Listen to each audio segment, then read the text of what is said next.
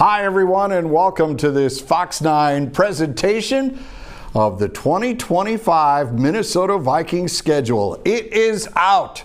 We now know the road to the Super Bowl for your Minnesota Vikings, and it involves stops in Seattle, Chicago, Los Angeles, London, Dallas, and Dublin. It is going to be quite the adventure for Justin Jefferson and J.J. McCarthy.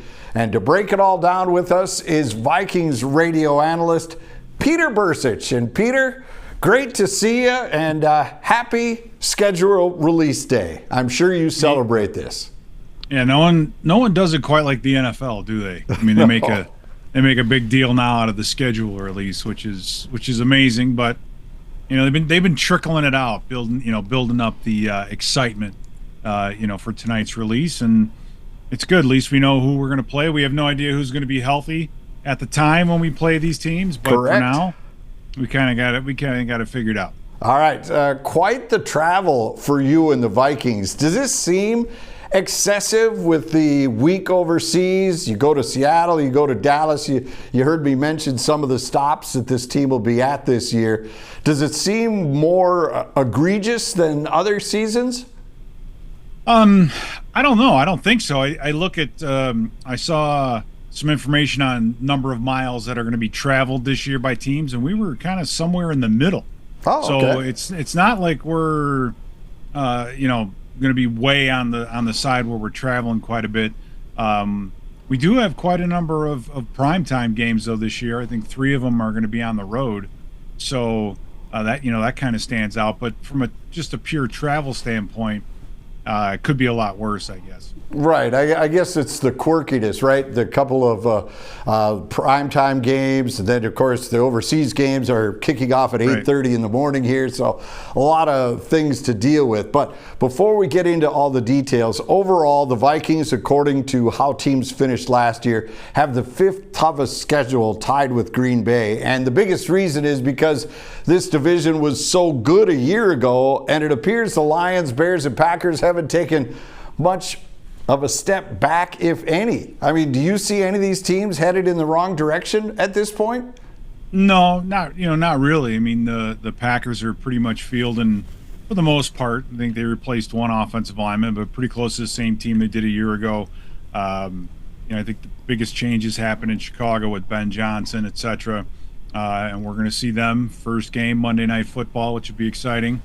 And then the question is going to be, can the Lions sustain what they have been doing without Coach Johnson and with some of the ads that they've had? But we'll see. We'll see how all that goes. But yeah, I think the NFC North is looking to repeat and put three teams into the playoffs again this year. I think it can very much happen. All right, you already tipped it, so let's show everybody. The Vikings will open the season on Monday Night Football. The J.J. McCarthy era will start on one of the biggest stages in the NFL, Monday Night Football at Soldier Field against the Bears. Tough place for a kid to get his feet wet, don't you think? Well, I mean, it'll be outside, and the Bears fans will be as fired up as they've been in quite some time. With the new look, yes, that they have with Ben Johnson, and what's that going to mean for the offense? On the good side, the Vikings have some familiarity with what Ben Johnson wants to do on offense. How exactly he's going to do it, it's yet to be seen. But you're not going to have any film on them. You're not going to know anything that they like to do or who they like to put where. So for a young quarterback, that'll be a pretty good opener. It'll be a tough opener for him. Yeah, that's what I was thinking. I mean, here you start on Monday Night Football. Granted, it's not as big as Sunday Night Football is, but still, that's a very tough night game, all jitters all day. That's going to be a lot of pressure on McCarthy. Well, he better get used to it, right? I mean, you're a starting quarterback in the NFL. You're on a team that's been in the playoffs 2 out of the last 3 years.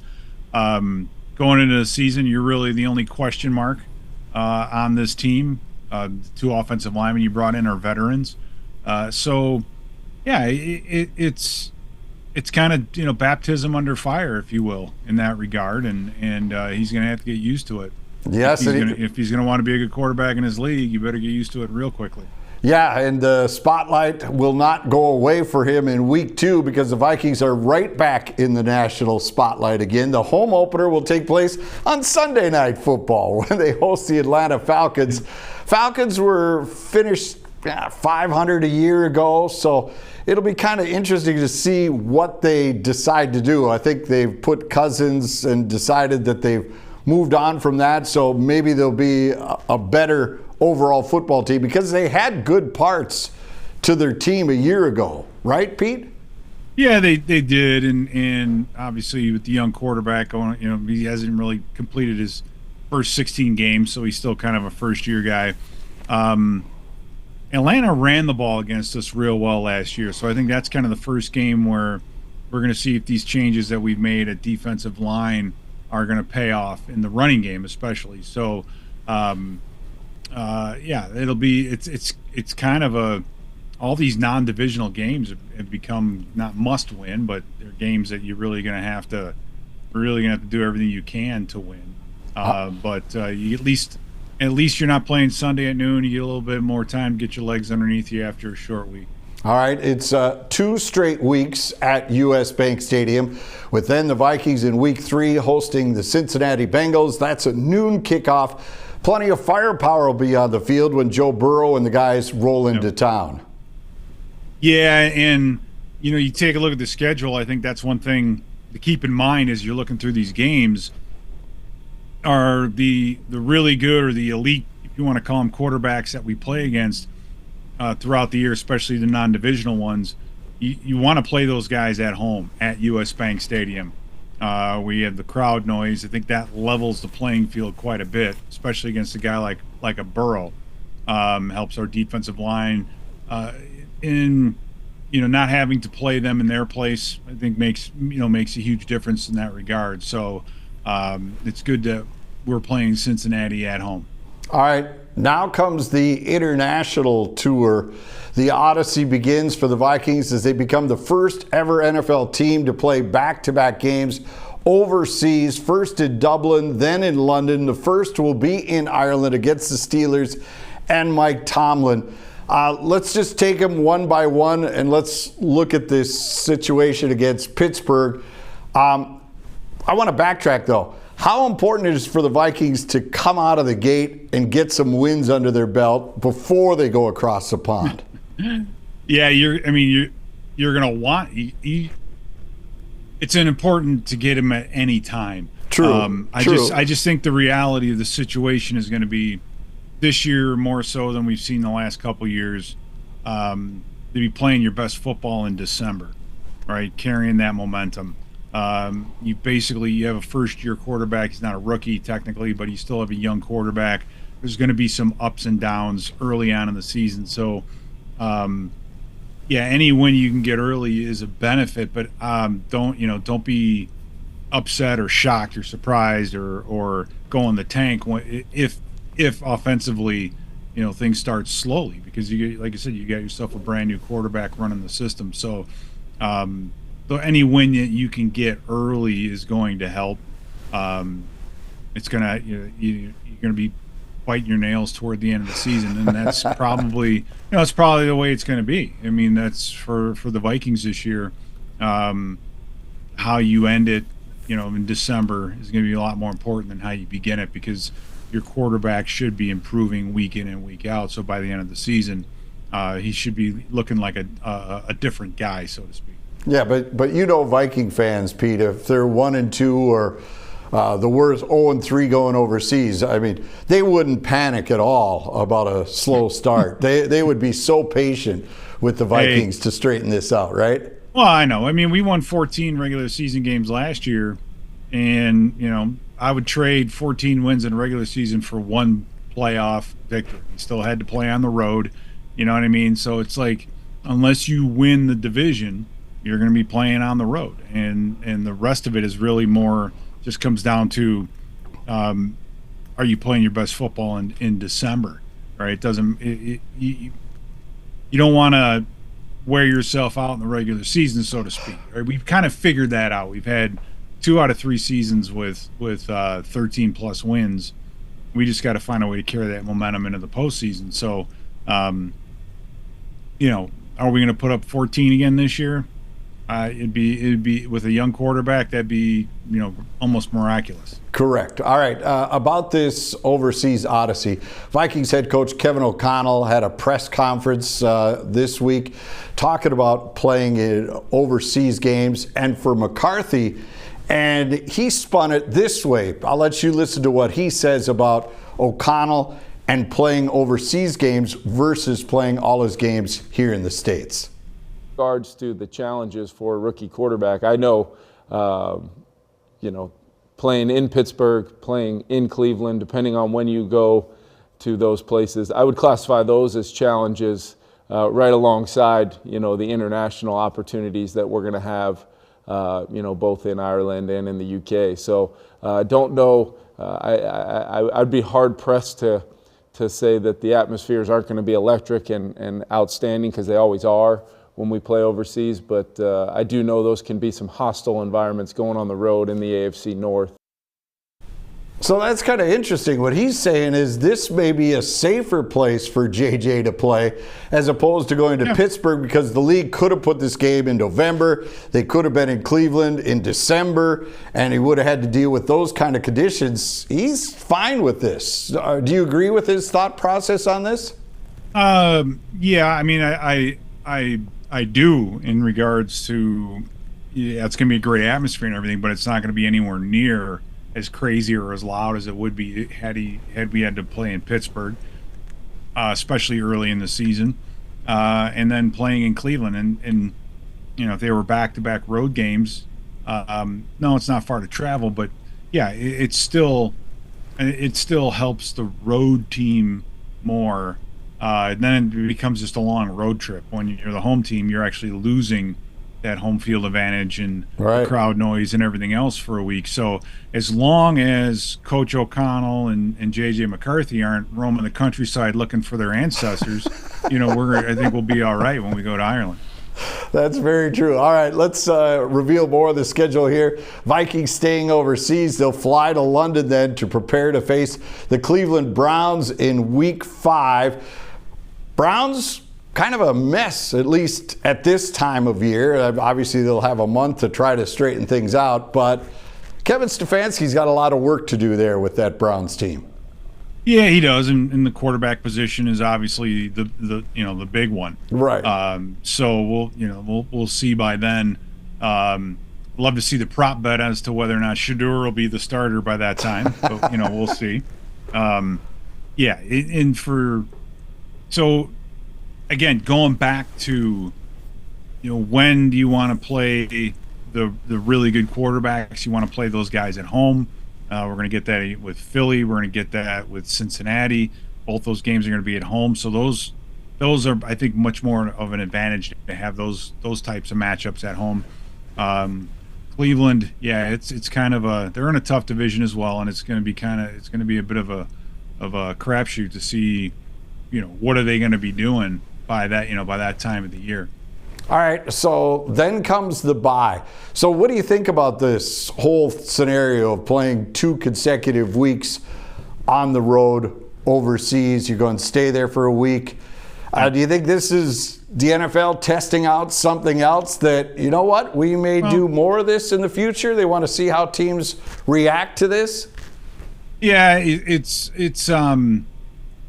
it's kind of, I think Jacksonville they use Jacksonville as a guinea pig for this. Their owner has a lot of ties in Europe, obviously, so right. They have no problem with them staying out there back to back. It's going to be a little different, listening to O'Connell in his press conference. Team will probably leave on Thursday for the Sunday game in Ireland, and then after that game, go right over to London, and you'll actually have an entire week there, which. The Vikings did. It was first time or second time I think we went over there, first or second time. But they're familiar with the being back, being there a year ago. We're in the same spot out in Watford. We know where the soccer stadium is. Yeah. Everybody knows where all the restaurants are. So it won't be too disruptive. I mean, Yeah, some of the supercars that are left in the parking lot might need a jump on when we get back because we've been gone for so long. But I think this is kind of the way the league is going. Yeah. And how about the bye being at week 6? Do you care? Yeah. Is it fine? Whatever. There's never a bad time for the bye. Let's just put it that way, right? I mean, you can get nicked up early on in the season and be like, man, this bye is catching us at exactly the right time. What is good though is the bye comes before we play Philadelphia. I don't know when Philadelphia has their bye, but yeah, you'll be good and rested up by the time you come back, and then play a good Philadelphia team at home, and then turn around and go on the road and play the Chargers, not the Rams. Right. You got the Rams logo up on your graphic there. No, we do not. We wouldn't do something like that. That's the LA Rams. Oh no. We already had a wonderful Thursday night last year against them. So yes. I don't know if you're trying to recreate it or not. Well, maybe. Speaking of that though. All right. I know going into the Detroit game, the final Detroit game last year, we were 0-5 on road games at night. So obviously with Detroit, with that game we were 0-6. If you want to throw in the playoff game, I mean that's kind of that just kind of makes you want to dig a little deeper and say, is there something there? But this team does have to figure out how to play on the road in prime time. At home hasn't been much of an issue, but on the road, these primetime games, these night games, have been a bit of an issue, for this club. Again, like I said, we were 0 for our last 6 regular season games on the road at night. All right, so you've kind of jumped all around here, and rightfully so. You're the analyst. You can do whatever you'd want. But this stretch, to me, seems the most difficult. With Philadelphia, that's a noon kickoff here on Fox. After that, more primetime games. JJ will go out to L.A. And then that's a Thursday night football game. And then it's back against Detroit, the division champs. That's a noon game here on Fox 9. So that's, I think, is going to be one, you're coming off the bye. Then you got to try to figure this all out. And then you have these 3 opponents. Mm-hmm. Yeah. Do you concur? Come back. Do you like my analysis, or is my analysis very like soft and sophomoric as usual? No, not at all. I mean, you've got you got to beat the defending Super Bowl champions at home, and then on a short week go out to LA and beat a Chargers team. And as long as they don't have Keenan Allen, we might be all right. But then you saw the gauntlet they have to run through after that, and then you have Detroit, in Detroit, Baltimore, and right. Which the thing is, if this team makes it to the playoffs this year,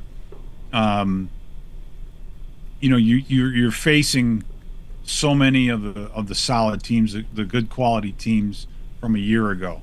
Right, the NFC East. We'll see how that. They had the Super Bowl champion with the Eagles, and then the AFC North, which is or AFC East, excuse me, is going to be it's a tough division too.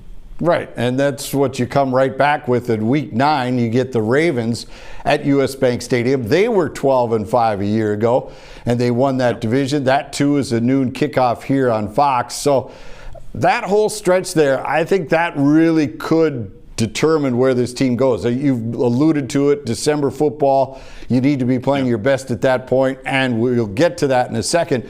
But you also cannot make December mean anything if you don't do anything through this stretch. Right. No. Yeah. There's no question about that, and that's a tough game. That's a tough week. You're in Detroit, you're back home, and then you play the Ravens, and then you follow it up with 2 divisional games, which are going to be hugely important. So that stretch, that November is going to be a gauntlet. Right there, I'll tell you that. You have to find a way to make it through that, and then get yourself ready for December. Yeah, because then you have the second encounter with the Bears, and then comes your favorite road trip of the year. I know that was the first thing you looked for to see when you were going. You were like, give me the schedule. I want to see so I could spend as much time there. You know, like the Vikes are going to spend a week in London. I could see you spending a week in Green Bay, getting yourself set for that tilt with the Packers at Lambeau. Yeah, you're a funny guy, aren't you? you're a funny guy. But it's kind of it's different that it's kind of like the Packers and the Bears have kind of flipped spots in that regard. But yeah, going on the road in November, the weather might be weather could still be or might be an issue by that time. But yet another outdoor football game, so a lot more games outside this season as well. It's part of it, but we'll have a much better idea of where this division sits and how all the teams are lining up by that time. But by that time we'll have been done with Detroit. So that's an interesting. You'll be done with Chicago. You'll be done with Chicago. Detroit is the second to last game, the second encounter. I'm sorry. Yes, you're right. We'll be done with Chicago by then. Right, and again, obviously we're speculating, right? This is May. This is not. We're not talking a week out, and you can really size up to it. So everybody watching this, don't chop this up and send it to us in November and say, you said this was going to be a tough game. That's not what we're doing here. Well, we're just trying to get a flavor for this schedule. Yeah, and Jim, I mean, the other part of it too is you got to be a little bit lucky every once in a while, right? You got to kind of hit certain teams at the exact right time. So injuries could come into play. Somebody, you might hit a couple teams with big injuries and big spots and get away with a couple of wins. So that part of it, I think, is much more a factor in all of this than whether it's home or it's away or early or late in the year. Right. So then it's on the road again at Seattle, 3:00 start. The Vikings go to Seattle every year. It seems like they're in our division or something, and it always seems to be there. It's crazy. Is that truly? We hear your broadcast partner always say that that's the loudest stadium and one of the most difficult to play in. Have you noticed that as well? Yeah, it is. It's a very difficult place to play. By that time of the year, the weather will probably have deteriorated. There's no place more beautiful to go to in August, September than Seattle. Right, you got all the fruit down there at the Pike Street Market. It's an unbelievably great place to play. But once you start getting in November and December, it's just rainy. We had success for the first time in as long as I could remember, going out there against Darnold. So we'll be seeing him again. But never an easy. There are no easy games in this league. Let's just put it that way. But be on the road and then have to play Seattle. You're right. We do seem to play them every year, right? It's like Atlanta coming to Minnesota. It seems like it's a thing. It's all of a sudden become a thing now. Exactly. But then, we'll see. All right, here comes the month that you says matters the most, December, and the Vikings will be at home against Washington. Could be a tough challenge because they won 12 games a year ago. So they put it together last season with a rookie quarterback, and now he'll have that whole season under his belt. So the Commanders may be a difficult out here at US Bank Stadium. Yeah, I mean, they're a team that's definitely on the rise. The quarterback is the way he finished last year, and we'll see how he carries it over into this year. But again, you're facing a team with potentially a very, very good quarterback again at home. Right. So right. That always helps. The home record this year I think it's going to be more critical than it's ever been, in the fact that the Vikings really, really, no matter who you play, you have to win at home. You got to take advantage of the crowd. You got to take advantage of your home field all throughout this year. And I personally, I know you're facing the best quarterbacks of this schedule at home, and I think that's again where you want to play against them. Yep. Then it's back on the road for the last 2 times of the year. They go to Dallas to face the Cowboys. That's a Sunday night game, another primetime game. And then that's just before Christmas. And then you've got a situation where you play the Giants just before Christmas. That's got to be a tough game because the Giants, at least right now, look like they're a mess. And you've got the Christmas coming and you got all this stuff going on and you're on the road. So it could be a tough one to stay focused, perhaps, if the Vikings are rolling at that time of year. Right. Or Dart could already have 4,000 yards through the air, right? if you judging by what everybody in New York media has been saying. Correct. But again, outdoors, on the road in December, who knows what the weather could be like, out there. It's Dexter Lawrence. He's still playing for the Giants last time I checked. Abdul Carter they just drafted. They still have Kayvon Thibodeau, if I remember correctly. So that defensive front is going to be something to be reckoned with, I'll tell you that. And then we wrap it up with 2 division opponents to close it out, both at home, but a short time for the Vikings to get ready to take on Detroit. 3:30 on Christmas Day. That'll be a Netflix game, and then it closes out with the Green Bay Packers here at US Bank Stadium. And you can see this now. The NFL has found this formula where they jam division games at the end of the season, and they turn out to be meaning so much. We saw history last year with Detroit and the Vikings, 2 teams with ridiculous records meeting that late in the season. Never had happened before, and I can see that perhaps maybe the records won't be as gaudy as they were, but you can see that these games will mean the most of any of them, I think, of the last 2 here. Yeah, and the other thing is getting them both at home, right? I mean, that is a huge advantage. That's a big advantage. You get a short week. That game against Detroit, I think, is going to matter a ton. And let's face it, that's the team that that we really need to figure out.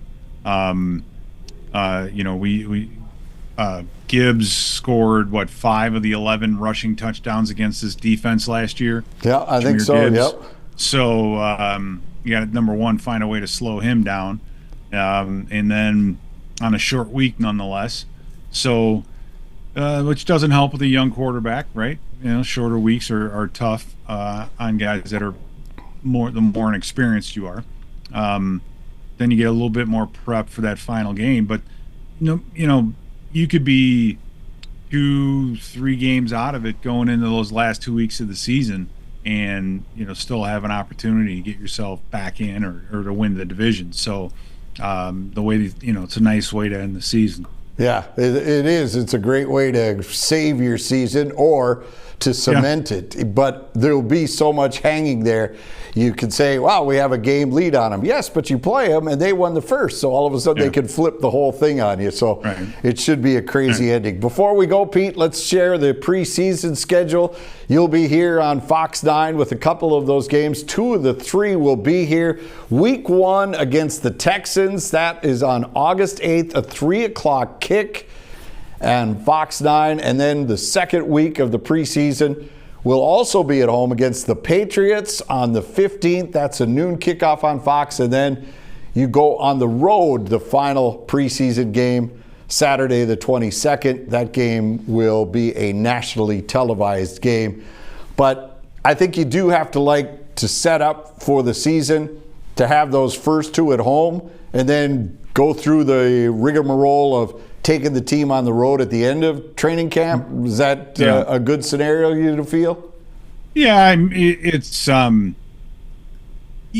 you're working with a young quarterback, right? So you're going to have some odd scenarios earlier in the season, being on the road.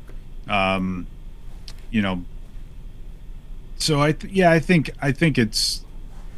I don't know. You take a look at this whole thing, and it's that middle. It's like the middle of that schedule is really the one. Once you get to Philadelphia, then you got Philly, Detroit, Baltimore, and and then 2 division games right there before you go to Seattle.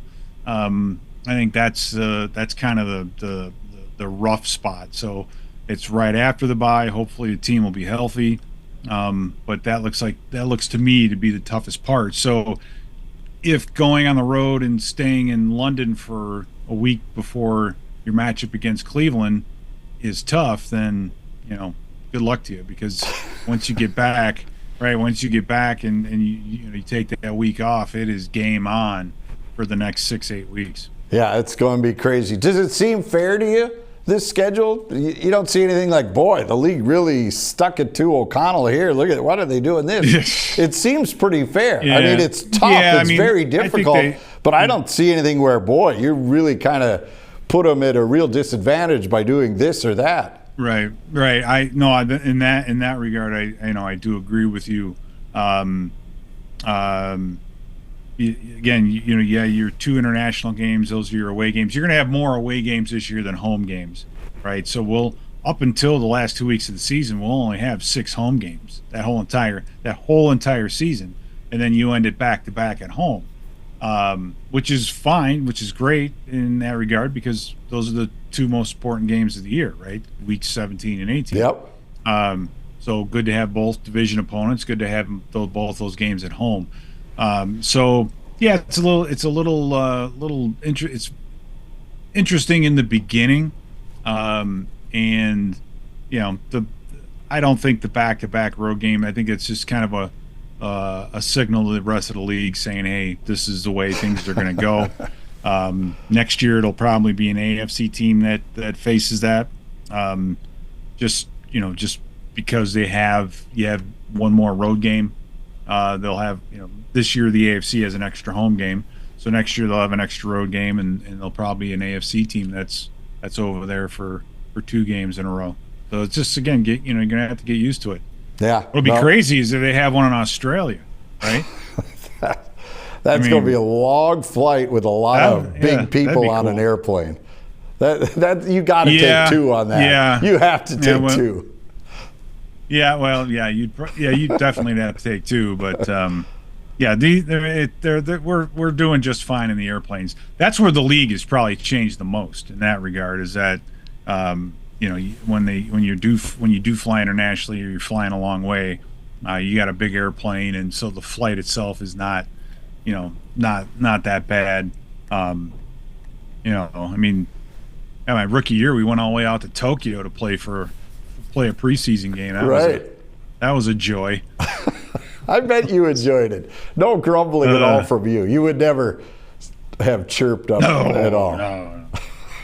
Hey, Never. Tell people you've started a YouTube channel now that has you breaking down footage. And this is great for Viking fans because you really get into the weeds, right? When you're with me, I'm kind of glossing over stuff. You really drill down deep on a lot of the stuff, including how Brian Flores runs his defense. You carved up every sack from last season.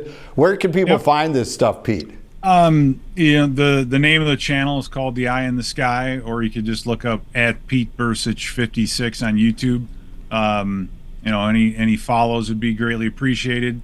The more I can build and grow this thing, the more access that I'll have with NFL films. The NFL is partnering with former players in certain areas, especially in social media. But I'm not interested in stock footage of guys getting off the buses. I want to get coaches film from like the '98 NFC Championship game or 2018, or that might still be out there. But there's a lot of great games that have been played in the last 30 seasons that I've been a part of in one way or another. That would just be, I think, a lot of fun to break down. But for fans, my thing is you always want to know why, right? Yeah, you always want to know absolutely. why and how, and who's playing well, and you and I try to do that on Sunday nights and say, hey, this is what's going on. Oh yeah, are we gonna be doing our Sunday night bit when we're overseas? Can that be done? We have to find something. We have to fly you out to Europe. I'm ready to go. For us to do I that? would make that sacrifice. I would make that sacrifice to. As long as they don't send Pierre out there. No. Pierre, okay. Right. Pierre, he doesn't have a real ID. He doesn't have a passport. He doesn't have I don't think he has his learner's permit yet. So I don't think he would be getting across the pond anytime soon. Well, Pete? Yeah, but Go ahead, take your last shot at him. no. I was just going to say it's that's kind of the whole point of it. It's just to let the fans know really what's going on, what the why is, how this defense works, because you hear so much about it. So I'm starting off with a lot of defensive stuff. With the draft and with the rookies and all the film rooms. We just finished a film room episode with Coach O'Connell where he got a chance to talk, and we watched some film on some of the new players. So hopefully we'll get back into last year, and then all summer long work on it, and during the season just give some highlights of the upcoming games and what to look for as a fan when you're watching the game at home. All right, once again, where can they find it? It's called The Eye in the Sky. Okay. Or you can just look at Pete Bercich 56 up on YouTube. All right, Pete, thank you so much. We appreciate Thank you. your help. Thank you for drilling down on this schedule, because this is what everybody's talking about. We appreciate you taking the time, and hopefully we can get together real soon once again. Yeah. Whenever Viking news breaks, you know what's going on. So we appreciate your help. Let's just enjoy tonight. these Timberwolves while we can, right? Exactly. Let's get it done in 5 tonight. Yeah, let's do it. All right. For Pete Bercich, All right, we'll see you. I'm Jim Rich. We will see you, and we will see you later as well. That's a look at your Vikings 2025 schedule.